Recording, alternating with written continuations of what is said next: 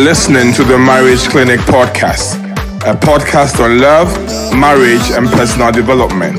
Our purpose is to inspire and equip you with knowledge and skills to enable you to have lasting and fulfilling relationships.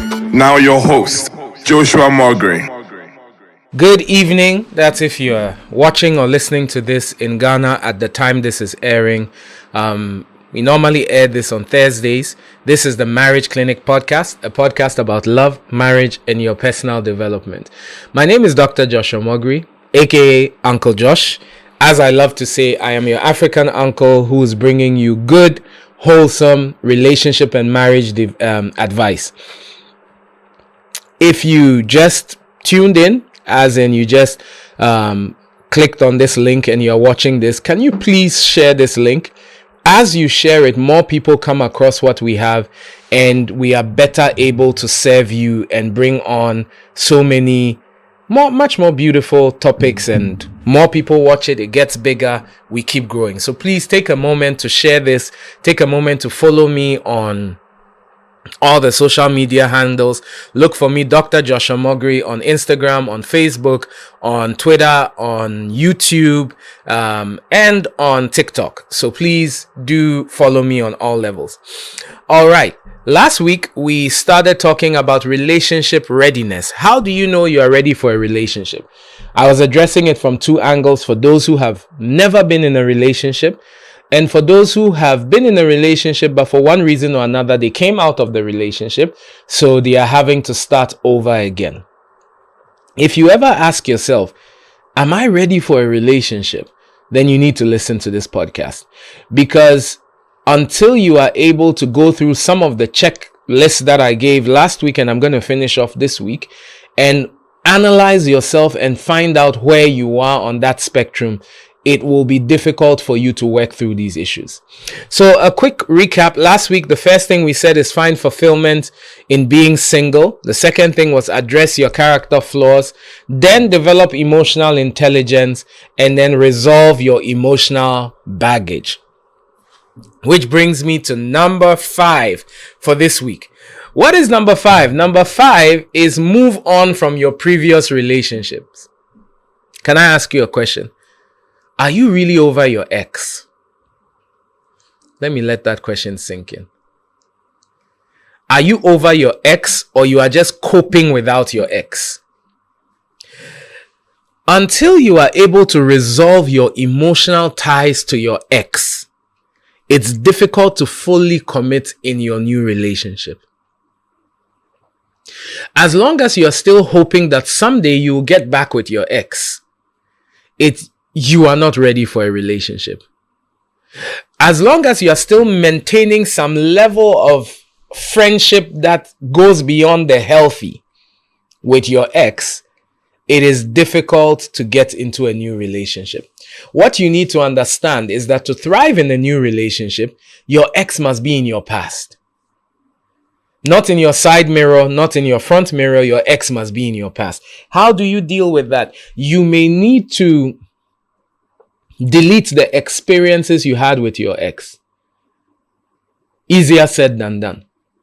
You may need to resolve the fact that, yes, I enjoyed life with this person for one reason or another. Maybe it was your mistake. Maybe it was your ex's mistake. Maybe it was situations that got between the two of you. But once you resolve that this relationship will never happen again, then you must condition your mind to appreciate and embrace new people without comparing them to what you used to have. Because as long as you keep comparing the relationship you have now or the relationship you want to go into now with your ex, there's a problem. And some people tell themselves, they are so broken by their ex that they tell themselves, I want to date someone who is richer than my ex, so that when my ex sees me with him, my ex will know he lost something. You are not ready for a relationship. I want to date a lady who is more beautiful than my ex. You are not ready for a relationship. I want to date someone who just looks like my ex. You are not ready for a relationship. As long as whatever you are considering has your ex involved, you are not ready for a relationship. So you need to work to move on from your past relationships. Once you are able to move on from your past relationships, bam, You are ready for a new relationship. But as long as you're still thinking of your ex, you are not ready for a relationship. And I know people who for some people it takes 10 years. For some people, 5 years. For some people, they are married and they still think of their ex. I heard, I think it was a TikTok story where the guy was upset with his wife and he was saying, I should have married my ex. She was very intelligent, not like this one. I'm like, really? So there we are. Brings me to number 6. How do you know you're ready for a new relationship? When you have learned from your past relationship mistakes. When you have learned from your past relationship mistakes. I repeat, when you have learned from your past relationship mistakes. Let me explain. A lot of people, first of all, a breakup is never one person's fault. Let me say that again. A breakup is never one person's fault. Anytime you see a breakup, one person may have contributed more, but both of you were involved. Even if you look at it, your only mistake may have been to have picked the wrong person. That is still your fault. Okay? I was talking to a lady who wanted to get divorced, and she was complaining about her husband, and she said he does this, he does that, he's abusive, he does this, he does that, and it's all his fault. I said, well, it's not all his fault, because you picked him and you saw all those things when you were dating, but you believed he would change. You thought prayer would change him. In the same way, you need to look at your past relationships and say, where did I make mistakes? Maybe I shouldn't have brought sex into the relationship when I did. And if you know me, I believe in abstinence in relationships. Others believe in other things, but I believe that bringing sex into a relationship actually diminishes the relationship instead of improving the relationship. That's another podcast for another day. But you must be able to ask yourself and say, what were the mistakes I made? Maybe I was too focused on looks. Because for some of you, from the moment you saw her hips, that was it. I mean, you didn't think about her brain. You didn't think about her tribe. You didn't think about her family. No, once you saw, I nearly used the N word. That was it. Especially for Africa. I don't know what it is about Ghanaian and African men and hips. Oh my goodness. And then you realize that the hips are beautiful, but after a point, there's nothing in the head to talk about. So you're always bored. So you may tell yourself, that was my mistake in my first relationship. This time, I'm not going to consider only hips. Maybe your relationship was that you wanted to pick someone from a particular tribe, and you realized that was a mistake. Maybe you realized that your mistake was that you didn't consider the person's faith. Maybe you hadn't worked on yourself enough. Until you are able to find out the mistakes you made in the past, you cannot correct them in the future. So, learn from past relationship mistakes. Maybe in your last relationship, you took care of her throughout school. You paid every bill. And I know so many guys out there, my brother, don't worry, you are not alone. I know so many guys out there who practically sponsored the lady and it didn't work out. That could be another one. So all these things, unless you can sit down and write down, what were my mistakes in the past relationships? Stop thinking about the mistakes they made. The mistakes your ex made is his or her problem. All right? It's their problem. If they don't correct the mistakes in their next relationship, they suffer the consequence. You need to ask yourself, what did I do wrong? Maybe you were too clingy in the relationship. Sweetheart, where are you? Are you home? Who is that lady? I mean, I don't like her. I want to come over and pan the camera so that I'll be sure if there's anyone in the room. Are you sure you are not cheating on me? I had a dream and you were cheating on me. Is it true? And then he got so tired that he said, you know what, let's end this relationship. If you don't deal with that and you get into the next relationship, you're going to have a big problem. All right. Brings me to number 7. Number 7, which is adjusting your relationship expectations. Adjusting your relationship expectations. Uncle Josh, what do you mean? I shall explain.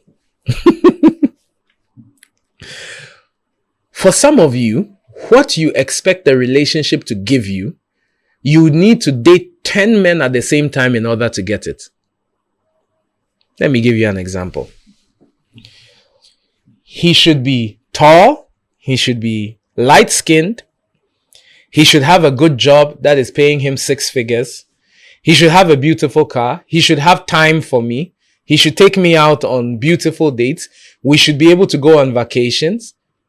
And then he should fear God. He should be funny and nice and charming. My sister, unless he sells cocaine, you won't get all of that in one person. So you need to understand that sometimes if he's rich, he doesn't have time. So you need to do a trade-off. Do I value needs being met over quality time, or I value quality time over needs being met?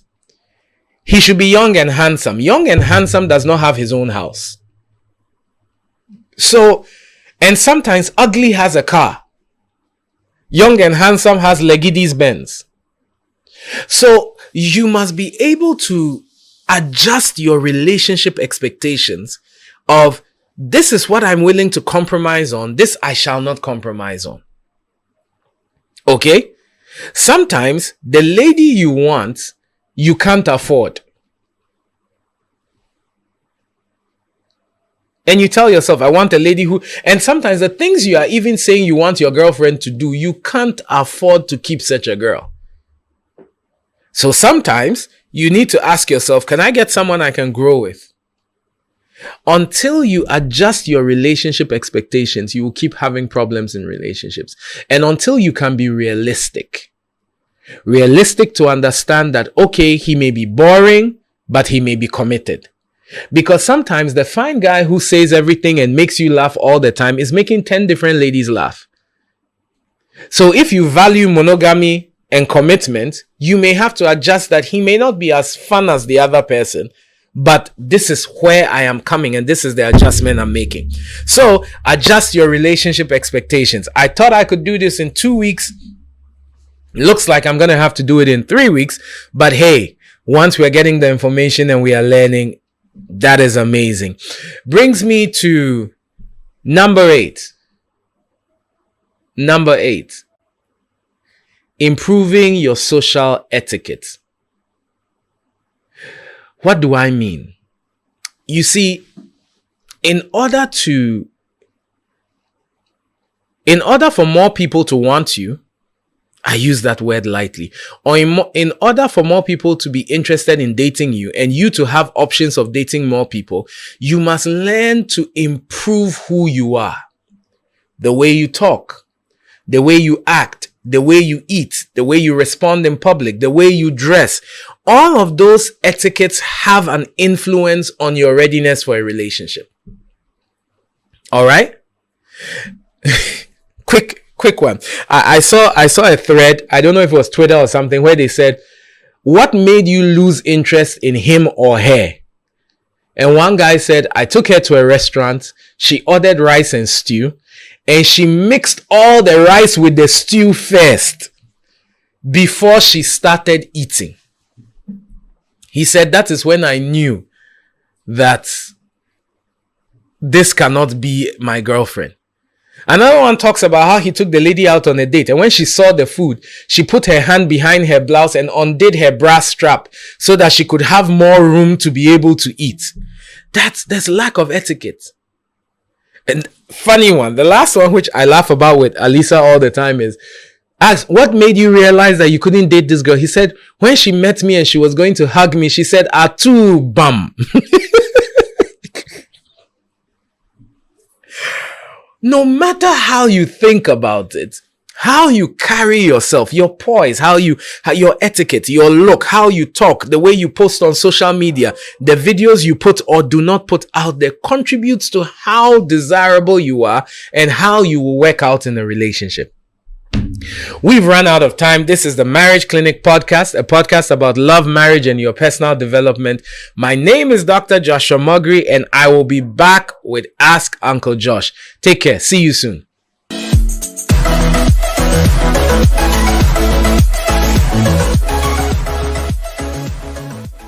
This is Ask Uncle Josh on the Marriage Clinic podcast. I'm so glad you're still here with us. I know this is normally at the end of the podcast. And here I try to address the questions that you send to me. If you still have a number of questions, please do send them to me. It helps us explain things better. Today's question is very interesting. It says, my wife and I come from different tribes, and our families are not supportive of our union. How can we bridge this tribal divide and foster harmony in our families? Well, you said she's your wife. My wife and I come from different tribes, and our families are not supportive of the union. Okay, so that means you've gone ahead and you've gotten married already. How can we bridge the tribal divide and foster harmony in our families? You probably can't. What I would say is that give it time. Don't bend over backwards to impress your in-laws or each other's families. That goes beyond what you're comfortable with. But sometimes, as family is exposed to you, certain misconceptions they have about your tribe begin to fall away. I know people who didn't like a particular tribe, mothers I've seen a situation where a particular mother was against her son marrying from a particular tribe, and she wouldn't have it. After a couple of years, she fell sick, and her daughter-in-law was really helpful in the process, and her perception changed. So what I would say is that once you're married already, give it time and give them space. If it's creating a problem, you may want to move a bit further away from both families where you can have your space to live your lives and do what you can, but don't try to overcompensate by always trying to solve problems to make them like you. They may never like you. It may take 10 years, it may take 5 years, it could take 20 years. So that is what I think. All right. Take care. See you next week. Bye-bye.